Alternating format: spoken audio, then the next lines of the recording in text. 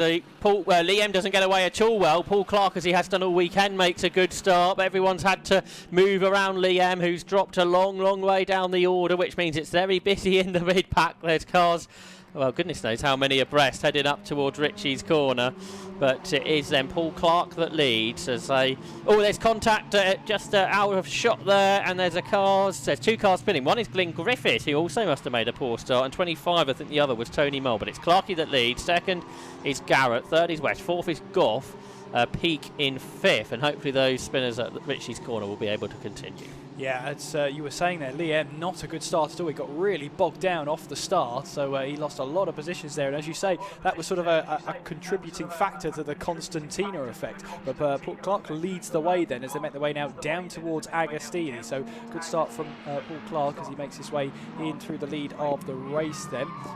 All the drivers now make their way through, some 2 wide, some maybe even thinking about 3 wide down the inside there. There's Alexander Artis, who's trying to hang a move around the outside. Can he get that move done? He might have the legs then. Yes, he does, down towards Hamilton, so he's able to hold on to that position.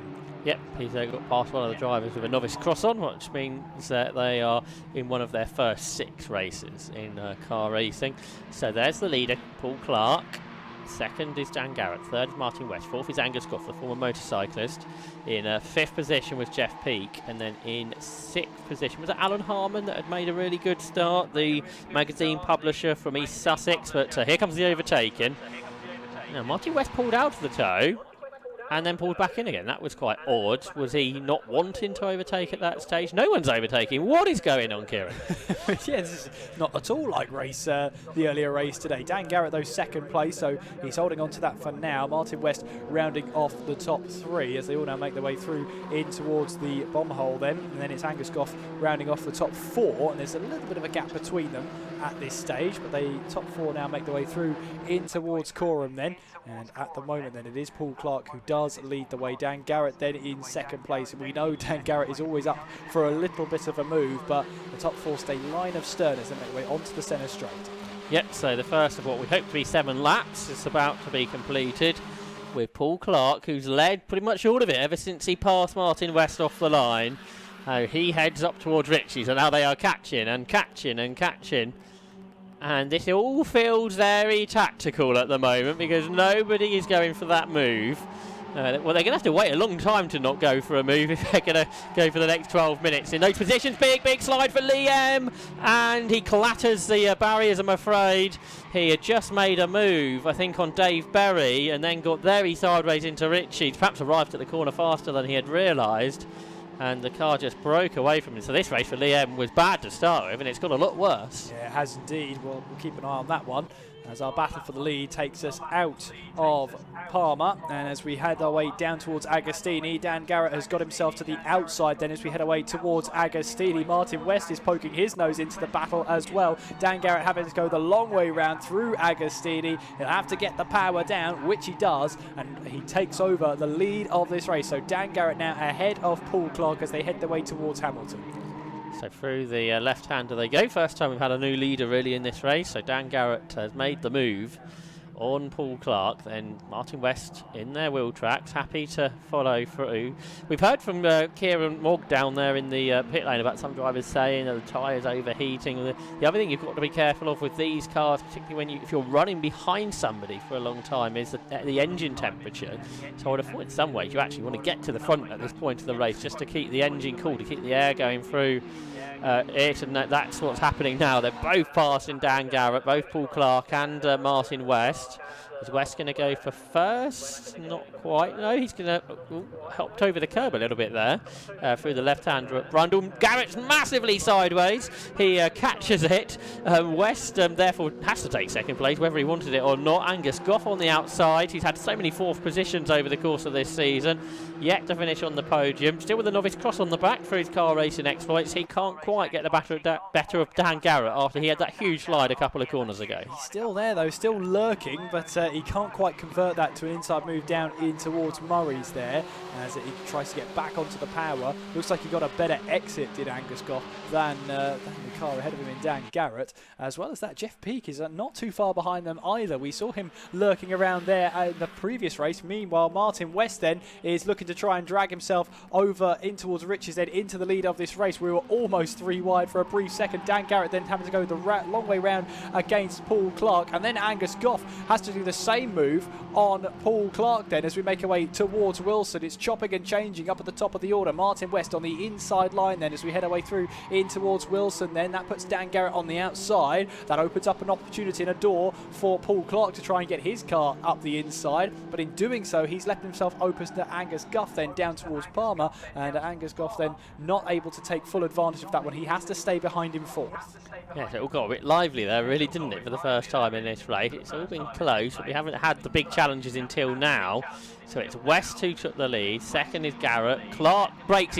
Was he braking early or was Jeff Peak braking late? Either way, Jeff Peak just passed 2 cars around the outside of Agostini. He gets a bit sideways though, so I think Clark's going to come back through. He certainly got Goff though, has Jeff Peak. So I'm not really sure there if it was the other 2 braking early, Kieran, or if Jeff Peak braked late, or a bit of both. I think a bit of both, to be honest with you, because look at Jeff Peak go. He's got the inside line now as we head away down towards Oggies, but Angus Goff trying to go round the outside. Can't quite make that move stick then. That might allow Jeff Peak to get the power down and see if he can try and chase down the third place driver in Paul Clark as we make our way through out of Williams and on towards the Bentley straight. But Angus Goff has got a better exit than Jeff Peak, and he's right behind him now. And as you said, I don't think the drivers are too concerned about that hot turbulent air hitting their faces at the moment. They're having a really great battle right now. I'm just seeing if Dan Garrett wants to have a move down the inside going in towards Brundle against Martin West. He decides against it for now. It's a very different feel to this race to the 2 others we've had. There has been overtaking for sure, but it hasn't been as much as the other 2 races, it would seem. So there's Angus Goff, the 26-year-old from Kimbolton, who raced in the British Supersport Championship previously, a race winner in the Thundersport 500cc category before he switched to cars at the end of last year. So there's West, who leads it still. Now, will the next 2 catch if they start playing games up front? Can Sean Brame and Alan Harmon get amongst it? Having a look. Oh, that's Liam, isn't it? Liam is still going. He definitely hit the barriers when he went off at Ritchie's. It's 3 wide for the lead, though, heading up towards Ritchie's. I can see out of the commentary box window. It's on the screen now, and Paul Clark has taken the lead. He was third. Martin West and Daniel Garrett are side by side. Clark is wide up the curb. He then comes across the circuit to defend from the battling 2 behind him, which is Dan Garrett and Martin West. And now Garrett's going for the lead, is alongside Clark as they come out of the hairpin. On the outside is Garrett. Clark is on the inside. West is following Garrett. They're both trying to go around the outside of little Clarky. Paul Clark, yeah, Paul Clark's back down to third. He was leading, then he was second, then he was third, and he was, of course, third before that all started. It's all chopping and changing at this point, and Jeff Peak fancies third place as well, as he has to look around the outside. We know he likes a late break move here. He'll have to go the long way round at Agostini to try and get past Paul Clark for third place. Back on the power we go, but Paul Clark shutting that door. Angus Goff then, meanwhile, has momentum on his side. He gets down the inside of Jeff Peak, going in through it towards Hamilton. Is there enough room there? Yes, there is, but Angus Goff has to just about back away from that door opening, because he always was going to slam shut in his face the way that Hamilton corner goes. If you're on the inside there and you're not quite fully alongside, you do have to back out of it because the racing line pretty much dictates that. But in that battling and that squabbling for third, Martin West and Dan Garrett have managed to break away just slightly. Dan Garrett, in fact, ahead of Martin West. So are they going to work together or are they going to battle? Well, Garrett defends pretty hard down the Bentley straight, so Martin West will have to attack, and this might allow those behind to close in. So West reclaims the lead into Brundle ahead of Garrett. So they turn left through Brundle, then they go brake, they go down a gear into Nelson. And then you've got Clark, Peak, Goff, and then a very small gap now to Sean Brame, who was on the podium yesterday. He led yesterday's race. He led with about 100 metres to go, but he only finished in third position. But can he join in on this battle, which should still have 3 further laps to go at the end of this? So through Coram they go. There's Martin West, the only previous champion on the grid from 2021. Then Garrett behind. Then Paul Clark, who's just trying to work out how to get back on terms with the 2 ahead. Then you've got Jeff Peak and Angus Goff in his wheel tracks as well, as he come up across the line. Peak already alongside Clark by the time they get to the start and finish line, the timing line. And for the lead, Dan Garrett goes back through, back ahead of Martin West. Paul Clark has remained in third somehow. And Alan Harmon at the back of all this has set the fastest lap of the race. A 2 minutes 23.249 for Alan Harmon. And if he holds on to that, I'm sure that would be quite a pleasing little fact for his race. I'm sure it will be, and Sean Brame here is looking to try and see if he can find a way past Jeff Peak as he makes his way through for 5th place. Not quite there though, and I think Sean Brame will have to back out as they head their way down towards Palmer, which he does, so he has to stay behind Jeff Peak at this moment in time. But really good stuff to see. At least 4 or 5 cars battling away for the last place on the podium as we head our way down towards Agostini, watching on the 3rd place battle. Once again, Jeff Peak up the inside, slight lock up, but he's able to stop the car in time. Angus Goff then up into 3rd place with Jeff Peak now into 4th and Paul Clark down to 5th. But for how long? You have to wonder. Indeed. Can Angus Goff get that podium? He's in 3rd position then, as you described there. But this battle, is that allowing the top 2 to have their own battle? And then it's going to get really tactical between Martin West and Dan Garrett on the final lap. Because we saw yesterday, and we've seen in this race, if you lead out of Murray's, you don't necessarily cross the line first. And they're side by side. Big jink out of the toe for Martin West. He goes through. Dan Garrett's probably not too fussed about that at this stage. Obviously, with the earlier race as well, it proved being in front is important in case there is a caution period, and that's how Martin West won race 2 of the weekend. So he turns into Nelson. Dan Garrett certainly seems to slide around a bit more. There is a big gap, really, though, developed between them and Angus Goff, who is 3rd, Jeff Peak, who's 4th, Paul Clark, who's 5th. And then Sean Brame and Alan Harmon. But they're side by side for the lead. Martin West goes around the outside of Dan Garrett to remain in the lead. So Garrett had a look. Now I wonder if they're going to slow up like we saw yesterday, Kieran, or if they're going to keep pushing on to try and keep those other cars not to be able to catch. Yeah, absolutely. As Martin West then, will he still lead them then as we make our way across the line then, but Dan Garrett is right behind him, pulls to the left-hand side of the track then as we make our way up towards Riches. They're going to run side by side. The battle for 3rd continues on as well. Dan Garrett takes over the lead of this race then. Meanwhile, Angus Goff trying to go up the inside here. He gets himself ahead of Paul Clark then. But as we make our way through, Sean Brame now fancies his chances. He's got now ahead of Paul Clark as we make our way up towards Wilson. Yep, so into the hairpin they go. It's that 3rd place battle, about a second and a half away from the leaders, so they're not out of this yet. Liam back into the top 10, remarkably. We thought he might be out of the race, so his progress continues in the battles further behind. But hard to take our eyes off of these top 7 cars, which is led once more by Daniel Garrett on what should be the penultimate lap. Martin West there in 2nd. Then you've got Angus Goff back into 3rd place then, so back ahead of Jeff Peak once more. And Sean Brame, Paul Clark, who's dropped further back in that train, is 6th. And then Alan Harmon, who's having his best run. I'm not sure if we've seen Alan really right up at the sharp end in the leading group before, but we are today. The ex-Special Saloons racer had a long time off racing before returning in 2022, and he's actually driving the car that was formerly raced by Ryan Garrett, Dan's brother, who I think is here watching today. There's Alan Harmon at the back of the group in the ex-Ryan Garrett car then. He's a little bit wide coming out of the Williams corner. That won't help his momentum heading down the Bentley Straight, where the race leaders, will they arrive at the end of the straight side by side, Kieran? They might do, but I think Martin West backs out of it for now. Sean Brame is not thinking such a thing. He's looking to try and get past Jeff Peak then, going in towards Nelson and Brundle. We'll see how that all shapes up behind them. It's Angus Goff in 3rd place as they'll head their way through in towards the bomb hole. And this is a case of Dan Garrett leading, Martin West in 2nd place.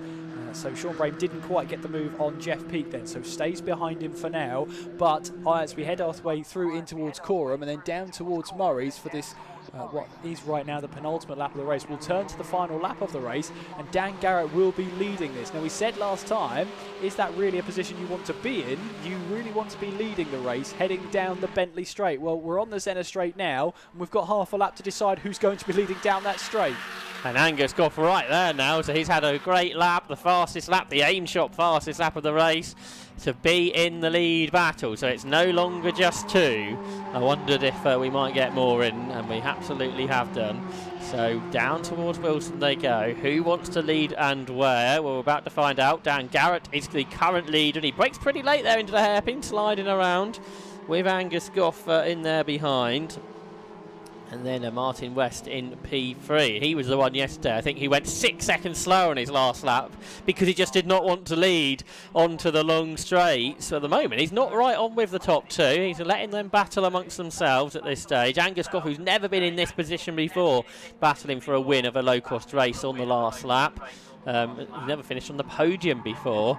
Dan Garrett, the championship leader, well, he continues to lead the race with Martin West there in 3rd. Sean Bramey's almost there. Can Sean Bramey do the opposite to yesterday and come through on this last lap? Oh, we'll have to wait and see. They'll head their way through in towards Hamilton now with Dan Garrett leading the way. Angus Goff, though, is in a great position as he makes his way through in towards Oggies. He's got to get this next corner right through in towards Williams now and carry that good momentum through. Otherwise, he might be at the mercy of Martin West there. Through Williams they go then and on towards the Bentley Straight, and Dan Garrett will be leading there, but Angus Goff has not got a good exit out of Williams, and here goes Martin West then to the left hand side of the track. He will swoop his way through and try and take 2nd place. He's on the inside though, but Angus Goff is coming back. There's slippery surface flags out all the way down the back straight, so it could be a little bit tricky the end of this race, and perhaps that's why Angus Goff made a mistake at the previous corner and run wide. Martin West has gone round the outside of him. Garrett sliding around. They're all sliding around, so it might be a slightly different end to this race than what we were anticipating. Has Dan Garrett done enough? Martin West has got to be super committed through the final couple of corners